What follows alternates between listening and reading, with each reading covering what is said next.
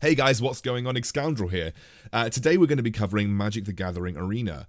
This is, to be completely open with you, a sponsored video. Wizards of the Coast did sponsor me to produce this, and a massive thank you to them for doing so, because these kind of videos do help keep my channel going. So if you like it, and you are actually interested in Magic the Gathering Arena, there is a link in the description below that you can click and go and check out more about this game. Completely free, and on the 16th of January, they will be releasing a new card set that brings new monsters, new spells, everything that a new kind of expansion would entail for a collectible card game. And that's going to be called Theros Beyond Death. It sounds pretty cool. I haven't got my hands on it yet, as I'm producing this before the 16th of January, but I have played through the tutorial of this game, and I tell you what, one of the best design tutorials I have ever been through. I have never played Magic the Gathering Arena before this. I never played the physical card game. I never played any of the previous Magic the Gathering online kind of games. So, although I had a very good understanding of how card games generally work, Magic the Gathering always appeared to me to be quite complex. Went through the tutorial, and now I feel like I'm really clued up on kind of a lot of concepts in Magic just through playing a tutorial, which took me about half an hour to complete.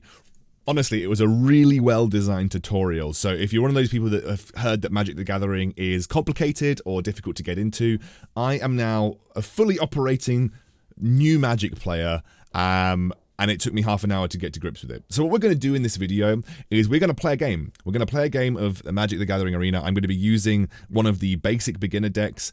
I am going to be approaching this as someone who has never played Magic the Gathering before. I've played one PvP battle and 2 bot battles, as well as all of the tutorial battles so far.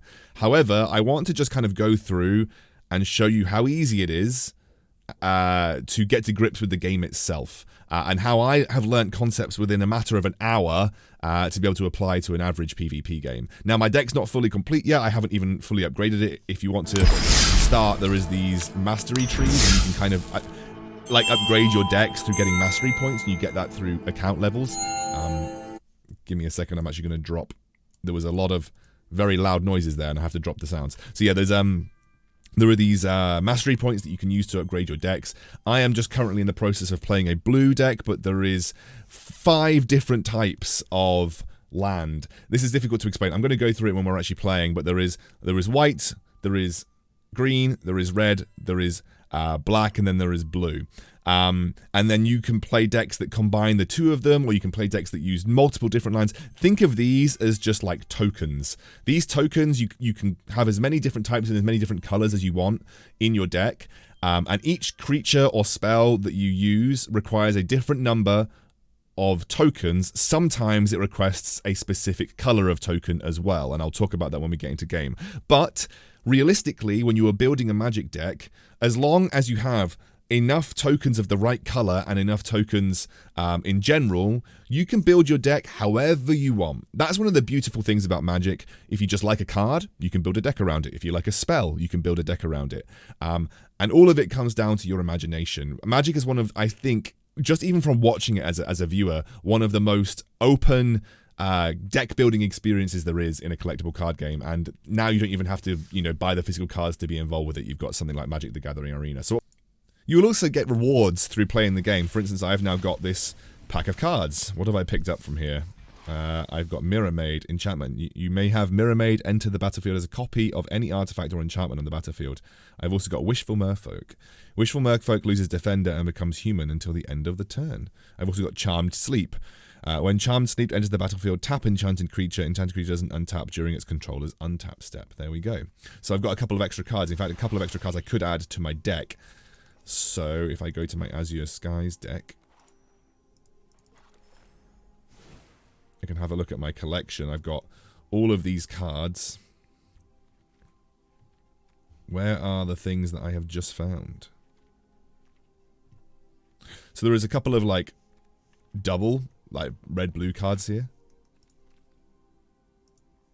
Let's have a look at my blue cards. Wishful Merfolk, I'm just going to add it. Charmed Sleep, definitely just going to add it. That's good. I'm pretty happy with that. I'm not going to go too far. Cool. Alright, so we're going to jump into a PvP game. using my Azure Skies deck with the couple of extra cards that I've unlocked. We'll see how we go. I'm obviously a new player, so I'm not guaranteeing that I'm going to win this. Mulligan, let's have a look here. 4 lands, but I've actually got quite a lot of draw here. I actually quite like this. This is good. I've got 4 islands. I'm not going to get mana gated, which means difficulty finding the lands. I've got a lot of early gameplays, and some of them allowing me to draw, as well as scry. You could, if you don't like what you get, and generally what you're looking for is 3 to 4 lands, in my opinion. Obviously, pro players might tell you differently depending on the deck. And then also having some kind of early game play, you know, like a 1-cost or a 2-cost creature. I'm not going to mulligan any. I'm just going to take all 7, and I'm perfectly happy with that. Starts off on his turn. Right, no, starts off on my turn. And then I'm going to play Wall of Runes, which allows me to scry. I like that. I'm not going to bother because Cloudkin Seer allows me to draw a card, so this is basically going to cycle, and it costs 2, so I should be able to cast it next turn. So, all creatures have... oh, actually the turn after. All creatures have an attack and a defense. Wall of Runes, you can see, is 0-4. That means 0 attack and 4 defense. It means that I can defend against creatures up to 4 damage, and I can attack for nothing, so this creature can never attack. Overwhelmed Apprentice. Each opponent puts the top 2 cards of their library into the graveyard, and then you scry 2. Well, I've just lost, actually, a pretty important card. Cloudkin Seer. Sure. Thank you very much. Draw a card. Windstorm Drake. Brilliant. So Cloudkin Seer, you can see here, it did have summoning sickness. That means it cannot attack on the first turn that it's summoned. However, it's also a flying creature. Flying creatures can go right over the top of any other creature that's land. So only flying creatures can block flying creatures, but flying creatures can block land creatures if they want to. Put a 1/1 counter on a target creature you control. Whenever you put more on one... Okay, so I need to play this. I'm probably just going to play another Cloudkin Seer. I've got loads of them. I'm actually going to attack because he seems to have a... He basically can put 1/1 tokens on this Overwhelmed Apprentice. So if I just keep attacking, I'm going to chip away at his health, and I want to force him to defend. So another one of these. I'm probably just going to play another Cloudkin Seer, which gets me a draw. And I'm going to attack with everything. No, so... Oh, wait, I am going to attack. So he can block with one of these. He's going to block one of these. Didn't mean to do that. I actually wanted to stop attacking. But this will also put... I mean, I'm just chipping away at his HP, so I'm putting a little bit of pressure on him. I can block the Aeromonculus with my Wall of Runes. He's got Castle Ventress. Add... Scry, okay. He's just basically, I think he's just getting mana here. He's got a bit more of an advanced deck, it looks like to me. I'm playing a starter deck right now, but I've actually got quite a lot of things. You may return a target creature your opponent controls to its hand. That's good for me, because if he starts getting tokens, that's pretty solid. Meteor Golem, destroy target. That costs 7 mana. How much have I got right now? I think I've got 5. I'm not going to block that. I'm just going to take that to the face. I'm happy. I can negate... Counter non-target creature spell. Island. I'm going to just do this. And I'm going to do that. Take action. Put it back to his hand. And I'm going to attack with everything. I just want to keep chipping away at that HP. If he doesn't want to defend with his Overwhelmed Apprentice, which apparently doesn't seem to want to, then it is what it is. Charmed Sleep. So I can't actually use anything right now, but that's fine. I think I've got 6. It's an island. So I can actually play Meteor Golem now. Meteor Golem is going to allow me to immediately destroy this. So that's what I'm going to do. And then I'm going to attack with everything. So the only mistake I made this game was potentially attacking, but I did manage to get an extra 2 damage in, so that might actually be helpful. And I have got way more units in the field right now. Don't know what, maybe this Overwhelmed Apprentice can't attack or can't defend. He just doesn't seem to want to defend with it. Okay, so he's put...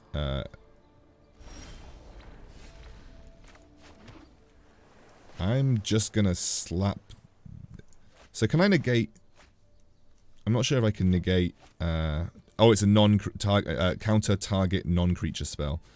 I think I'm just going to play everything.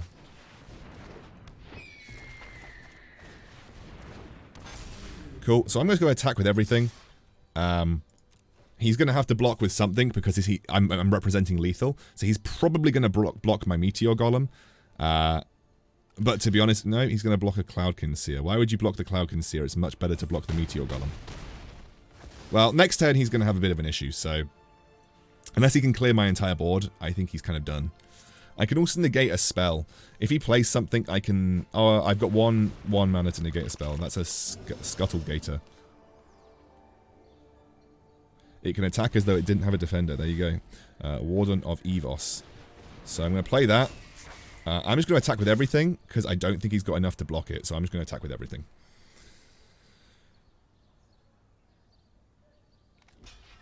So he's blocking there, and I don't think he can block either of the other two. And this is just with a basic deck, by the way. Hey, we got the victory. Yeah, it was... Like, I have only just started playing this game, and I seem to have, like, I feel like, obviously I'm playing against new people as well. I'm not playing against the top tier players. I'm not trying to say that I am. However, as a new player... pretty satisfying that I can get to grips with something that I felt was as complicated as Magic the Gathering as quickly as I have managed to. So yeah, that's Magic the Gathering Arena. This is what the kind of the games look like. This is a very early game using a blue sort of flying based deck. The one that they give you, it's called Azure Skies. Really, really awesome. Would 100% recommend that you go and check it out if you like card games. The link is in the description below. If you have watched the video and got this far, thank you so much, guys. That's really nice of you, and I will see you soon.